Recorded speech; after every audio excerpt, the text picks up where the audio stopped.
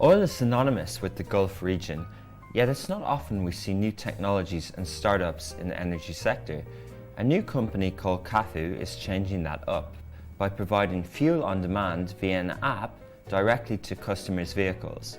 Rashid Ghurair is CEO of CAFU, part of MENA Energy, and board member of Ghurair Investments. He joins us to talk about how CAFU came about and what it's trying to achieve. Welcome to Dubai Works, a business podcast about the innovators, the products, the services, and trending topics. Loving Dubai's take on the business stories that matter. My name is Richard Fitzgerald. I'm the founder of Augustus Media, publishers of Lovin Dubai, Lovin Saudi, and Smashy TV. Each week, we'll be interviewing the dynamic business leaders of Dubai. Good morning, Rashid. Good morning. Thanks for joining Dubai Works podcast. Happy to be here. So you've many hats. What's your current role, and how do you juggle everything? So I'm the founder and the CEO of MENA Energy, which is an oil trading company. Started by myself back in 2009 in Dubai. We've expanded regionally and globally. We have offices in Singapore, in Spain, Madrid, Nigeria, Kenya, and we're looking to open up an office in London. Amazing. And so oil trading, is that the part where you're exchanging barrels, and is it related to the oil price? Exactly. Is that what you do? Exactly. So we buy bulk oil. We trade that physical oil as well as we hedge using futures exchange paper, and we charter ships, big, large oil carriers that take ship around and that take oil from this region to other parts of the world. Amazing. And how has that expanded or grown in the last 10 years or changed? We started from zero, from scratch. We have traded more than, I would say, 20 million tons, which is equivalent to almost 150 million barrels across the last 10 years. And how did you get into that? Were you in the energy sector? Did you study in that space, and did you work in that space originally? Well, as a family, we have invested in a refinery in the region.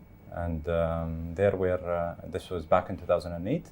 And this is where I got more interested in getting into this sector. This region is very well known for having large oil reserves and very large international oil companies who come here and do business. So I thought maybe it could be a good opportunity for a local entrepreneur to come into this space and start from there to trade. Interesting. Yeah, we don't often hear of the startup space about oil companies and energy companies. What made you make that step and create something new? And not many people talk about it because I guess it's predominantly controlled by large companies, and not many people sort of come to understand how this works. Because fortunately, I was in the oil refining sector, and I got to see how interesting with this business was, and I got into it and got passionate about it and got into it. Okay, amazing. And what steps did you take to set up the company? Is it a standalone company? Where is it based in Dubai? Yeah, so when we started with a small office in Qتصاد, Dubai. It was myself, the first person in that office, and then I had employed, I would say, my CFO who came in first, second after me, and it started from that. Yeah. And, so. Okay, amazing. And you also have the Abdullah Ghurair Foundation for Education. What's the thought process behind that? So my father, he decided back in 2016 to create an endowment purely for the education and educating kids in this region who have got bright potential future. So he dedicated almost 1/3 of the family business to be dedicated to this cause, basically. Okay, amazing. That's great to hear. So MENA Energy is one of the leading energy trading and shipping houses. Do you believe that being based in Dubai has provided an advantage for that? Yes. I see myself in Dubai, center of the world. We are 6 hours, 7 hours from Singapore. We are 7 hours from London. We have a fantastic airport, I would say. We have a fantastic airline here in Dubai, which has daily flights, multi-daily flights in some cases, to many destinations. So that's really amazing. The other factor I would say is the time zone factor. We can catch up the east. We are 4 hours away from the east and 4 hours again from the west. So we are like in the center of the world, really. Yeah, absolutely. So since setting up MENA Energy in the last 10 years, there's been lots of changes in the energy sector. How do you think that has impacted the industry in Dubai? First, I saw, a big shift in the energy sector, which was the oil, the shale oil, which was, became feasible to produce in the US. And that's mainly in the US. That has got a humongous effect in let's say the regional impact here. There's been changes like that over the history of energy that have kind of come and gone. Is that something that you see will happen as well? Will that kind of trail off in the future? Well, I see it will become faster. I would say technology impact on businesses are going to become faster and more powerful, more impactful. I think we need to be aware of all those technologies and which one are going to be more promising. Okay. And recently you set your sights on innovating through the introduction of CAFU. What exactly is CAFU and how did it come about? So 2015, when we saw the big impact of shale oil, and that technology impact started from upstream oil and gas. It started sort of, giving me questions why people do not innovate in the downstream sector. We have always been seeing gas stations since we were born. And, so upstream is basically the B2B and the production side, and downstream is more the direct-to-consumer and the distribution. That's correct. So the oil and gas business works basically where exploration and production starts at the fields. The oil is found, or the gas is found, and then it's produced, it's drilled and brought to the surface. And then it gets refined in an oil refinery, and then it gets distributed through gas stations. So basically, 2015 we saw the shale oil coming into picture, and that technology has proven to become more effective, accessing unreachable oil in the past and becoming more feasible to produce those oil. But downstream did not really see any innovation, I would say. As in, people still have the same behavior, they still take their cars to the service station, etc. That's correct. And you maybe, CAFU essentially is an on-demand service. Yeah. And I guess why people are excited about CAFU in the market, and we've seen a lot of social media coverage, is that it also ties into how people are busy with time. It's a utility, it makes life easier. That's correct. So people love those sort of innovations in Dubai. Yeah. Is that what you thought would work here? So I remember I attended the 50th year anniversary of Mashriq Bank, which is a family bank. This was back in 2017. And during that ceremony, we had people presenting about the future of banking. And one of the industries which will be heavily impacted was banking and media, transportation by technology. The oil and gas and energy sector was the least impacted by technology. So this gave me, again, a push to sort of think about how can we sort of do things differently. And then we started seeing examples around the world, but they were not really encouraging examples. Obviously, we have got that 10-year experience in this business, so we know how this business works. We know the safety factor of the oil and gas and handling the oil and gas itself. And we wanted to sort of get into the space of downstream, thinking more of longer term, having that B2C, let's say, interaction. So the experience that you had is transporting the oil. So when we see the CAFU trucks, the safety around that is something that you were able to leverage on. and then you've added, we see the CAFU app as very seamless, the technology part of it to connect to consumer. Yeah. Is that really kind of marrying two components together to provide a good service? That's correct. I myself, I love technology. I am a tech savvy person. I read a lot about technology. I see what's happening, and this is where my two worlds came together. Yeah. The oil and gas passion and the business I've been in for the last 10 years, and the technology all together.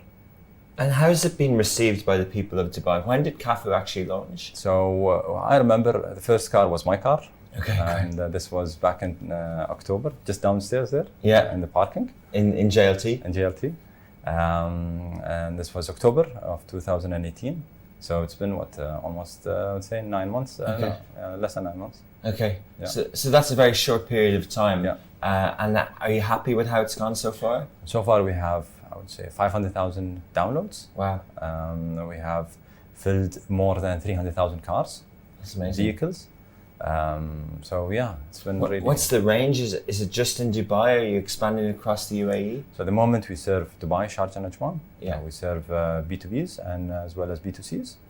We serve, I think, from boats to motorbikes to cars and trucks and buses. So the app is very self-explanatory. There's a simple 3-step process. You Yeah. download it, you book a time or you say that you'd like the service, and you choose a payment option. That's correct. Whether it's monthly subscription or a one-off payment. That's correct. So it's very seamless and easy, intuitive. Have you seen? Is there, as it's a new service, have people had to change their behavior, or is it easy for them to adapt to? Well, Richard, one good example could be the cash. So lots of apps in town, including the bigger ones, are accepting cash. Now, I don't see a future in cash, and I was resisting all this time to not include cash as a payment method. Yeah. In the app, because I believe the power of the app is not being next to the vehicle, just keep the car unlocked, Yeah. Order, and the vehicle comes in and serves. So if we have the cash component there, it will add a burden on the customer to come outside and to pay the cash. So I resisted my team to sort of say, no, I will not go for the cash payment. We'll stick to the credit card, and it is what it is. Okay, amazing. And would you see more advances in instant payment with different sorts of technology in the future? Yeah, of course. I mean, we're looking at blockchain at the moment. Again, blockchain is at that infancy level. There's a lot of I would say challenges still to be overcome in the blockchain. Are you looking at it holistically across the energy sector or specifically regarding payments? I mean, well, we're looking at it as a holistic, but then how do we sort of integrate that with the CAFU, for example? But it has got its own challenges at the moment with CAFU itself. Yeah. There are weaknesses in blockchain that needs to be addressed before it can be sort of integrated. It seems like still at early stages. That's correct. Yeah. But there's definitely a lot of investment. There's definitely a lot of movement in that space. That's great. So have you seen interest from other markets? Are people looking closely at what CAFU is doing? And if so, do you think that you can expand this? Well, from day one, Richard, we had in mind to sort of start in Dubai. Dubai is our testing platform. We launch here, we test every new product in Dubai, and then we always need to go outside the UAE, outside the region, and become a global company. That's been our inspiration from day one. Yeah, fascinating. Can I ask about regulation? You know, distribution in oil, in petrol and gas is very established, especially in here in the UAE. Have you had to? Is CAFU a disruptor, and have you had to fit in with different regulation to do that? Well, first of all, I thank God that we are sitting in Dubai, starting with a business like CAFU in Dubai. If it would have been any part outside Dubai, it could have been much more difficult to start such a business, to convince people that this is the way to go forward in the future. This is the way how it will become more efficient, environmentally friendly, saving real estate in middle of the cities, and giving convenience to the customer or the consumer. So Dubai really was really helpful. So it's not necessarily oil, however, we see electric vehicles and charging stations coming on board. But one of the barriers to that is people's perception of, let's say, anxiety over whether the battery will last. Yeah. You can see a lot of synergies between the service that you're providing in terms of maybe car full or filling up the car with oil, with charging. Is that an area that you would move into? Yeah, of course. I myself have an electric vehicle. I see the challenges again in the electric vehicle. I believe every electric vehicle owner have got the panic of what do they call it? So there's the anxiety around the battery level in the vehicle. Yeah. So you don't want the car to stop working in the middle of the Sheikh Zayed Road. Exactly. Yeah. So I see challenges there, but obviously we keep a track on that. At the moment, it's I would say less than 1% of the vehicles in the UAE at the moment are electric vehicles. Globally, in certain cities, whereby they enforce from an environmental regulation point of view, that cities need to be or to become more, let's say, electric vehicle. That's one reason where you see higher penetration in those cities. But I would say if we're looking at Africa and emerging countries, you would see less adoption of electric vehicles. Okay, fascinating. Well, it's been a pleasure talking to you. We love seeing how CAFU has grown in the market, and we'll follow this journey as it grows in the next few months. Thank you very much, Richard. Thanks for your time, Rashid. Cool. Thank you.